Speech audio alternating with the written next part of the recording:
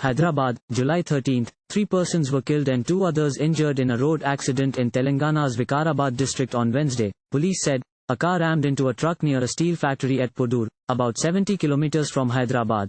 3 persons, including 2 children seated in the car, were killed. The deceased were identified as Zahira Bee, 68, Javed, 12, and Omer, 6. The injured were rushed to a local hospital. The car, which was being driven at a high speed, collided with the truck from the rear. The man driving the car apparently lost control over the vehicle and rammed into the truck moving ahead. Police registered a case and took up further investigation. Thank you for watching. Please subscribe to channel and click on bell for more daily videos.